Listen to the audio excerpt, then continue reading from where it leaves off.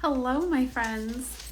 So, I've been noticing lately that a lot of my clients, when they first come to me at least, are afraid of doing a marketing tactic that is one of the most effective tactics I've found for getting testimonials, for getting either sales for the initial offer or sales for an up or down sell, getting referred to other people, like a lot of the good stuff we want to happen in our businesses.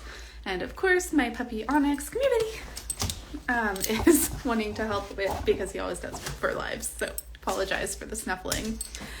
And that thing is that marketing tactic that they are so uncomfortable with, even though it is so effective, is the simple act of following up.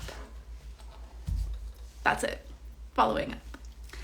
And here's what I think is going on, because a lot of people have told me this is their hang up with following up, is so if you're in my audience, you are probably someone who really values consent, which is one of my very top values as a person and as a business owner and someone who does marketing really well, and knows they can be persuasive, and there's power that comes with that.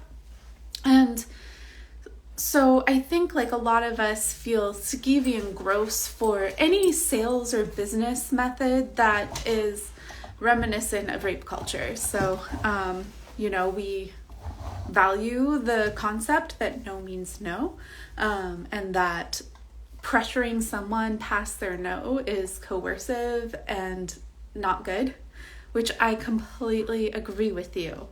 Yes, that is not a good tactic in life or in business. But I want to help you tease apart these concepts of trying to coerce someone out of a no and how that is wildly different from following up. So one of the main differences between these is that if you don't get a response to putting marketing out in the digital sphere, or even if you emailed someone directly with a request or something like a testimonial and you didn't get an answer, that is not a no. That is not a clear no. Particularly because you're a business. Hi, Natalie. You're a business. And when people opt into following businesses, getting in on your email list, etc., there's an implied consent there that you are exposing yourself to businesses being businesses, and the very nature of businesses is that they sell stuff. So you are, in essence, consenting to be exposed to the business doing what business does, which is sell. So how following up is totally different from like gross rape culture-y tactics of trying to pressure someone out of a no is, if someone specifically tells you no, that is one thing, yes, drop it. But if you send out some marketing, you put it out on the internet, you posted stuff on social media, you sent out an email list, or you even emailed a happy customer with a request for a testimonial and you didn't hear back, that is not necessarily a no. And here's why. Probably a lot of you have, since you don't have to manage other people's social media accounts, have made the healthy choice to turn off notifications. But why did you do that? Why did you turn off your notifications? Because you get so many a day, right? Like you wouldn't be able to do anything. You'd be so distracted.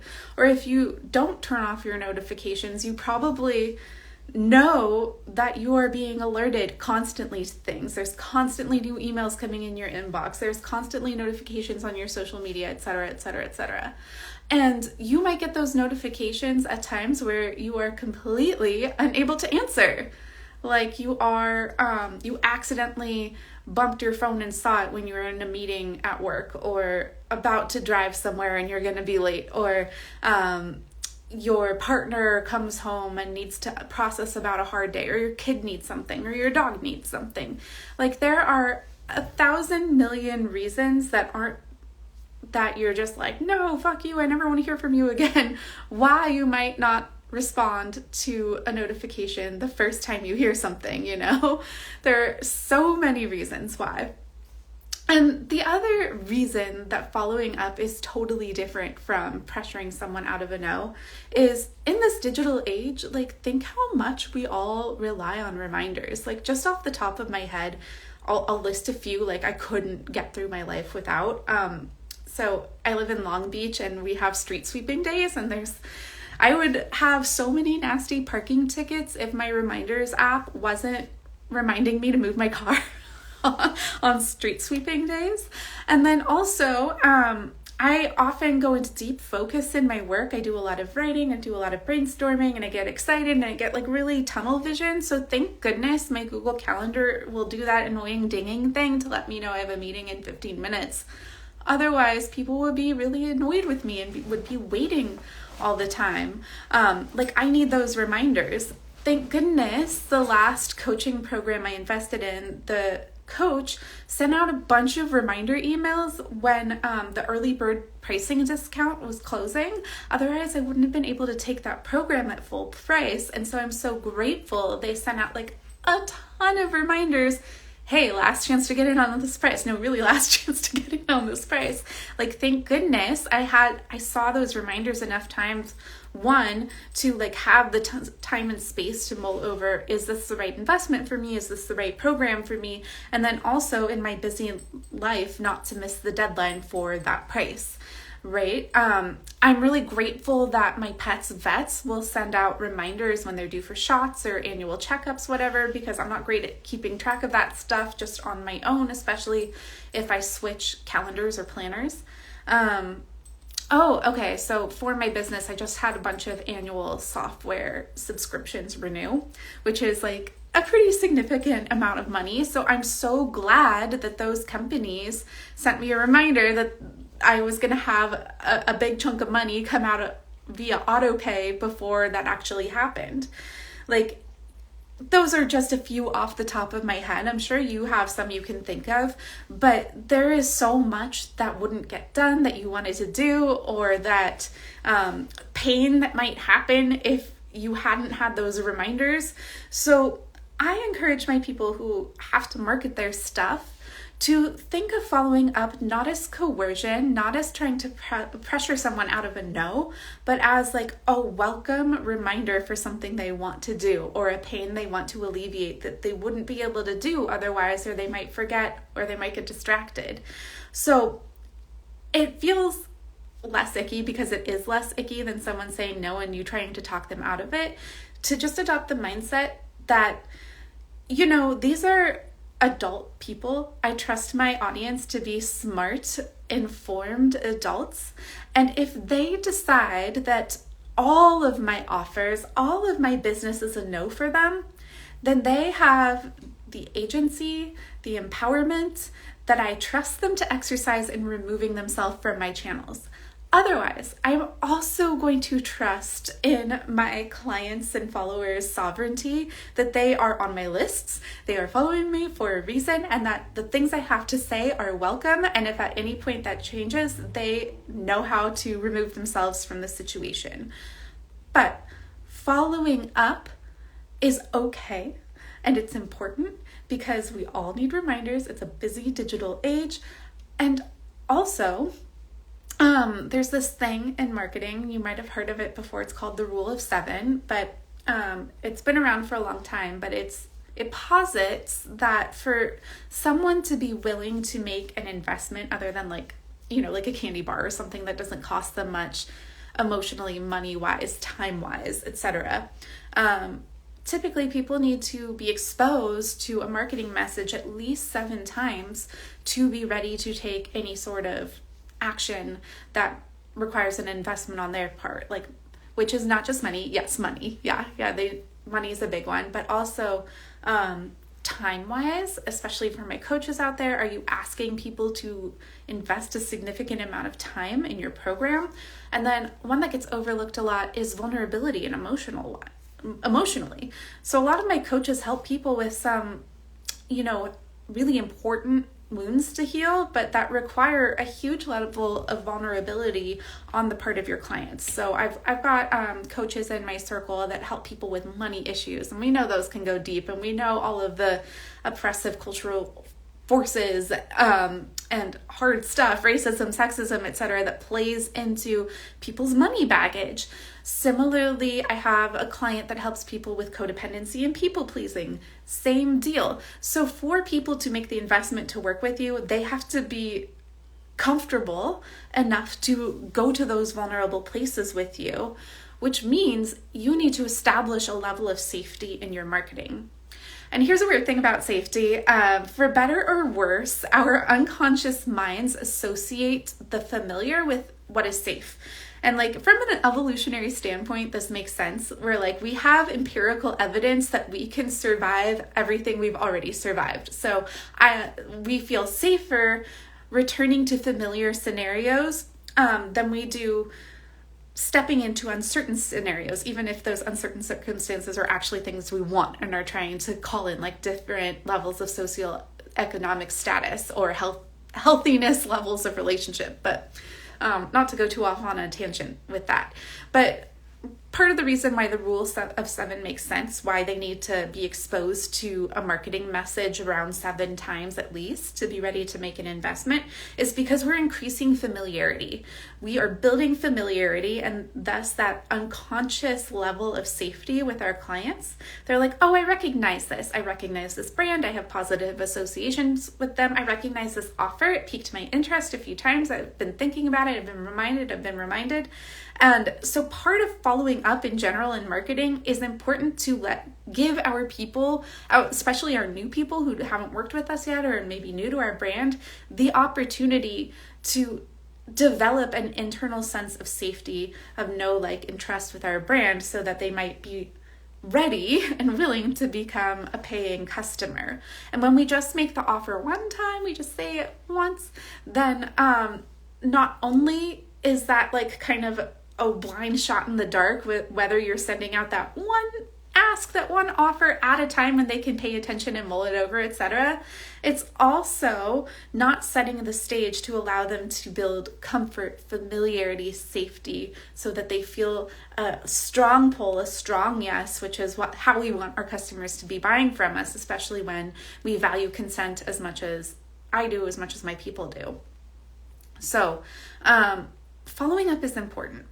The other reason I want to talk about following up being super important, or I have 2 more, I guess, I want to talk about. Well, one is it is normal for everybody to need to practice their messaging and their marketing because it's kind of awkward. It's awkward to stand up in front of the internet world stage and be like, my work is awesome. It can help you. You should pay money for it. Like that is often an awkward prospect for people. There's often a lot of self-worth stuff that comes up, fear of rejection and abandonment. Maybe your money wounds are triggered. Maybe your own devaluing of yourself. Like marketing, like brings a lot of these wounds you might not have even been aware of before you had to market a personal brand to the forefront, to light for you to work on and for you to heal.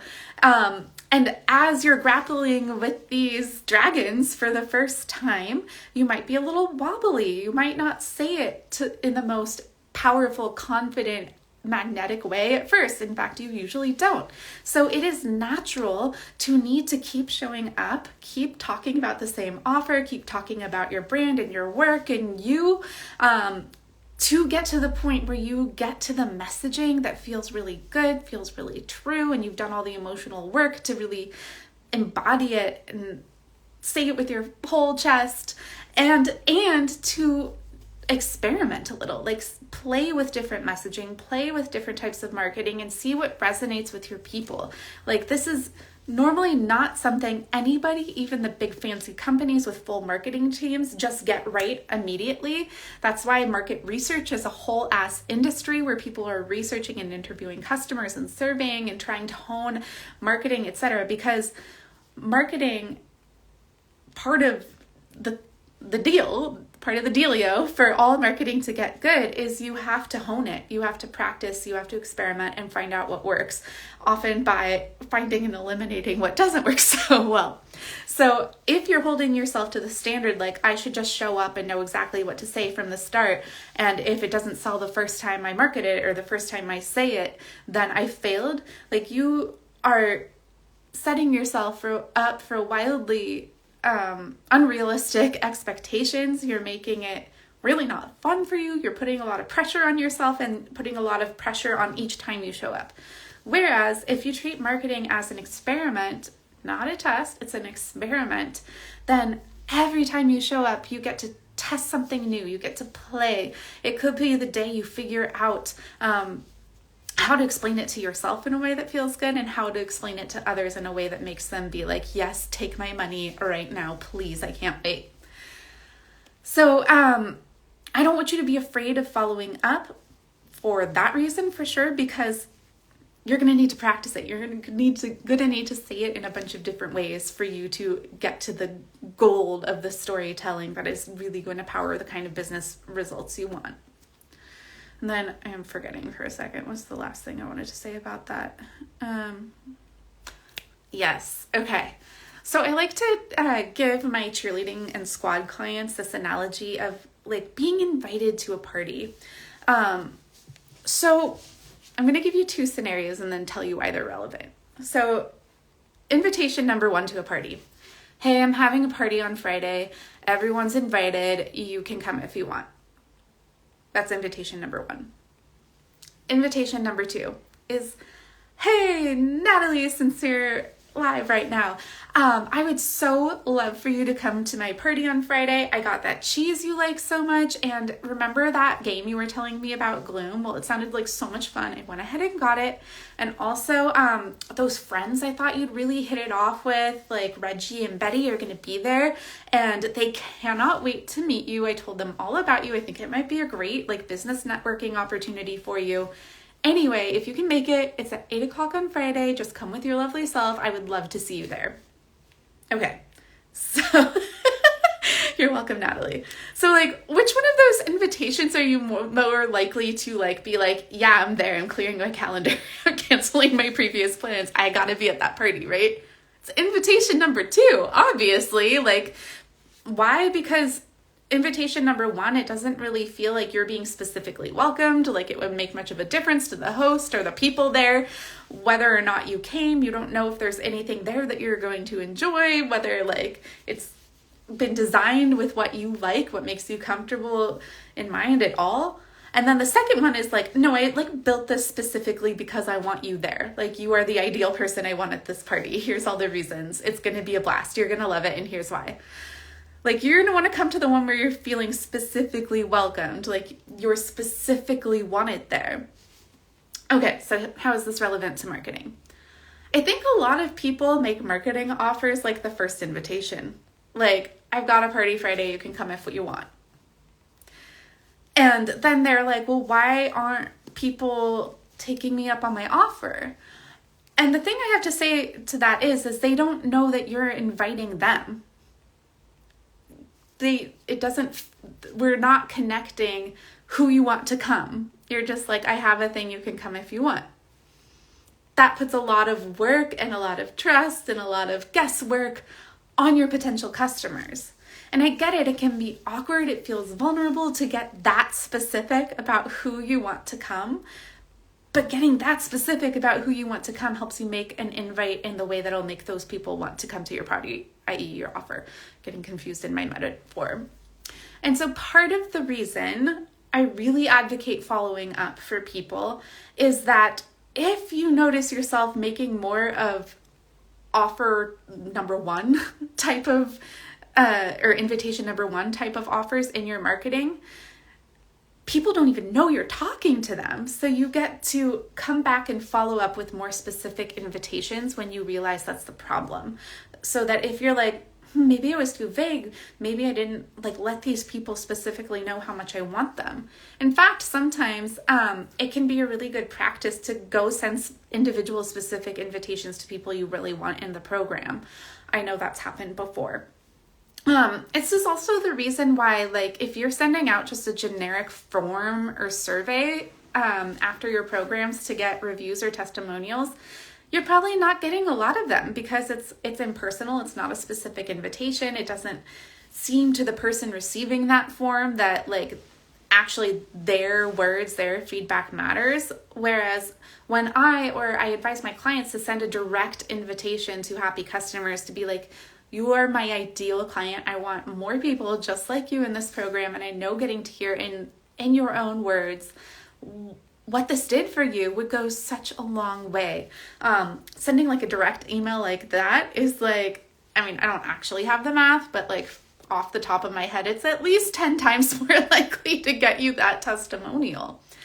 So I think following up is just such an important skill to get comfortable with marketing.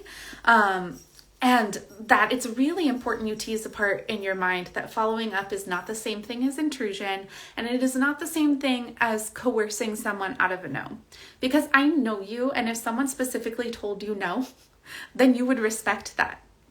Oh, but here's another instance where following up is important. So say sometimes we get lucky and people we send out a why, if we're brave like that, about, so why was this a no? And they might give us an answer like, it's not in my budget right now, or I was looking for more one-on-one support, or I'd prefer a done-for-you service instead of learning how to do it myself. And if they give you that gift of letting you know why not, then you have a really great follow-up opportunity to offer an up or down sell if you have a service or product that better suits their needs, or if you don't have a better service or product that better suits your needs, but you know someone who does and you can recommend them, oh, that builds such a great relationship and they might be coming back to you later. The other provider might be inclined to do you a favor later. But anyway, very lucrative to be able to offer a better fitting product or service when someone tells you why it's a no. But other than that, if it's just a hard no, I know you're going to respect that. So following up and coercing someone out of a no are not the same thing. And if you are not encouraging yourself to practice following up, to try it out, to assume people just want to hear, since they're in your audience, they love to hear from you, they love what you have to say, and they just got distracted or confused, then you're probably leaving a lot of money on the table. So I have a podcast episode of the Irresistible Marketing Pod out all about this. If you want to reinforce this message for yourself, you can listen wherever you get your podcasts. And if you would like some personal cheerleading from me, if you run into these kind of emotional blocks to making the marketing moves that are going to get you to your next income goal, your next follower audienceship goal, your next thought leadership recognition goal, then I would love to work with you as your marketing confidence cheerleader. So you can work with me one-on-one, or you can join my fabulous squad of excellently eccentric entrepreneurs where I am everyone's on-call marketing director and we all hype each other up so hardcore. We all kind of share our marketing assets and strategy and tactics that we're working on, and we hone them together. We have challenges that are optional that if you feel yourself creatively blocked in your marketing a lot, helps give you some motivation and accountability buddies, because sometimes it's just more fun to work on it with other people. There's all kinds of benefits. But anyway, if you could use any help with that, you can for sure check out the link in my bio, or you can DM or comment directly, and I'm happy to hop on a call with you and figure out what level of support would be best for your needs and your budget at this time. I hope you found this helpful. Feel free to let me know in the comments or DMs if you have any questions. All right. Love ya. Bye.